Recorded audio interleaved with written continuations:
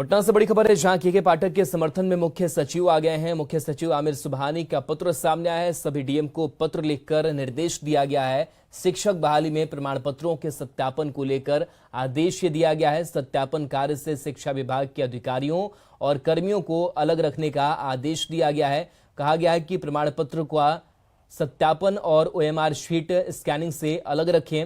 शिक्षकों और अधिकारियों को छोड़कर बाकी की ड्यूटी लगाई जाए। किसी अन्य विभाग के अधिकारियों और कर्मियों की ड्यूटी लगाई जाए।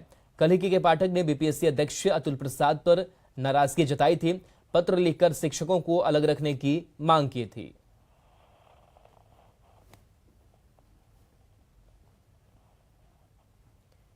के पाठक के 220 दिनों वाले पत्र पर बीजेपी एमएलसी जीवन कुमार शिक्षकों के समर्थन में उतर गए हैं। उन्होंने नीतीश सरकार से सीधा के पाठक को बर्खास्त करने की मांग करती है। जीवन कुमार ने कहा कि हिम्मत है तो शिक्षकों से गैर शैक्षणिक कार्य कराना सरकार बंद कराए, क्योंकि शिक्षक 220 दिन नहीं 252 दिन ड्यूटी करते हैं।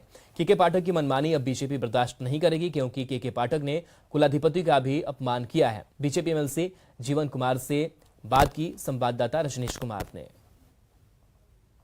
के पत्र ने एक बार फिर से बिहार के शिक्षकों की चिंता बढ़ा दी है। यानी हर हाल में अब 220 दिन ड्यूटी करनी होगी। सीधी बातचीत करेंगे, हमारे साथ बीजेपी एमएलसी जीवन कुमार हैं। क्या लग रहा है कि छुट्टियों वाला जो आदेश है वो 24 घंटे भी नहीं हुए थे वापस लिए हुए, फिर से एक पत्र जारी कर दिया? देखिए, लड़ाई यहाँ पर ईगो का है, आत्म स्वाभिमान का है। उनको शिक्षा विक्षा से कोई खास मतलब नहीं है।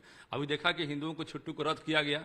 अभी देखा आपने कि राजभवन का अपमान किया गया, जो किसी भी कीमत पर उचित नहीं है। रही बात छुट्टी का, आप बताइए कि 220 दिन की बात करते हैं। अरे 252 दिन ड्यूटी करते हैं हमारे शिक्षक।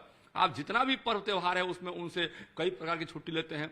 छुट्टी में उनको इस्तेमाल करते हैं। गैर शैक्षणिक कार्यों में जिस तरह से आप उनको इस्तेमाल करते हैं, जैसे आप जो है कहीं मजिस्ट्रेट ड्यूटी लगा देते हैं, कभी जनगणना में लगा देते हैं, कभी पशु गणना में लगा देते हैं, कभी सड़क सुरक्षा सप्ताह में अलग से कहीं ट्रेनिंग पर भेज देते हैं।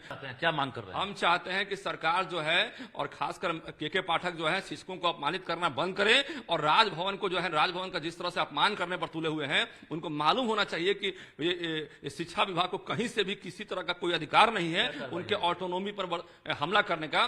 बीजेपी किसी भी कीमत पर, हम लोग किसी भी कीमत पर उनके ऑटोनॉमी पर प्रहार को बर्दाश्त नहीं करेंगे। कोई कार्रवाई की मांग भी कर? बिल्कुल, हम सरकार से मांग करते हैं कि शिक्षा विभाग के जो एसीएस है उनको तुरंत बर्खास्त करे उनको। बिल्कुल, तो साफ तौर से बीजेपी एमएलसी जीवन कुमार ने एक तरह से सवाल उठा दिया है कि जब शिक्षक 252 दिन काम कर रहे हैं, ड्यूटी कर रहे हैं, तो फिर बार बार आरटी का हवाला देकर के पाठक डरा क्यों रहे हैं। इन्होंने चेतावनी दी है और सरकार से अपील भी की है कि के पाठक को तुरंत सरकार बर्खास्त करे। कैमरामैन मनीष जुनिया के साथ रजनीश कुमार, न्यूज़ 18 पटना। पटना के विद्यापति भवन में शहीद जगदेव प्रसाद पुण्यतिथि मनाई गई। कार्यक्रम में प्रदेश बीजेपी अध्यक्ष सम्राट चौधरी और सांसद सुशील मोदी शामिल हुए। सम्राट चौधरी ने आरक्षण को लेकर लालू फैमिली पर निशाना साधा और कहा कि बीजेपी ने पिछड़ों को आरक्षण दिया है। सम्राट चौधरी ने जाति आधारित गणना की रिपोर्ट सार्वजनिक करने की मांग की। वहीं सुशील मोदी ने कहा कि महागठबंधन को सामाजिक न्याय से कोई मतलब नहीं है।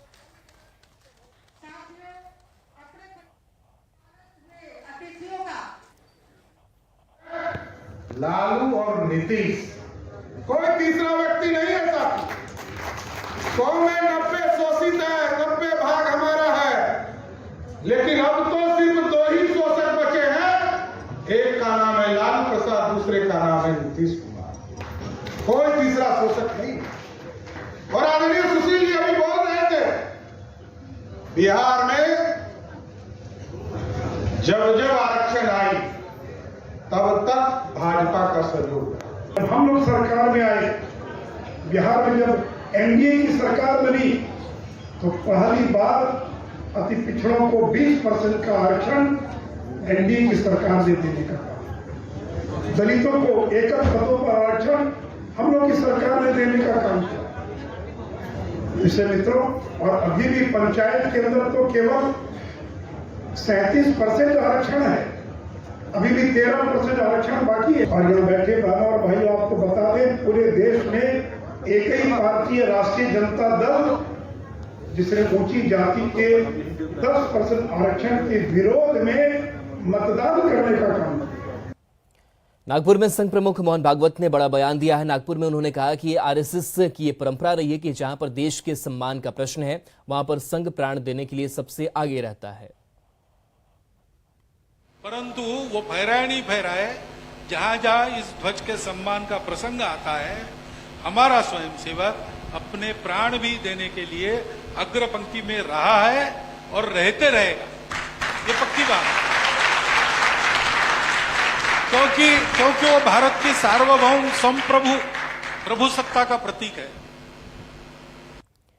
बेगूसराय में प्रदेश कांग्रेस अध्यक्ष अखिलेश प्रसाद सिंह ने पीएम नरेंद्र मोदी पर निशाना साधा। उन्होंने कहा कि आज जनता महंगाई से परेशान है और पीएम गैस सिलेंडर का दाम 200 रुपए कम कर ही जताना चाह रहे हैं कि भारत में महंगाई कम हो रही है। अखिलेश प्रसाद सिंह ने दावा किया कि आज भारत की अर्थव्यवस्था बांग्लादेश और पाकिस्तान से भी कमजोर है। वहीं पत्रकारों के पूछे जाने पर इंडिया गठबंधन का अगला प्रधानमंत्री चेहरा कौन होगा, उन्होंने स्पष्ट कहा कि यह चुनाव के बाद सामने आ जाएगा कि गठबंधन का अगला प्रधानमंत्री कौन होगा। आज जो पाकिस्तान, बांग्लादेश, नेपाल और श्रीलंका से भी प्राइस इंडेक्स में भारत नीचे चला गया। बेरोजगारी दर में मैंने जिन कंट्रियों का नाम लिया उससे भारत नीचे चला गया।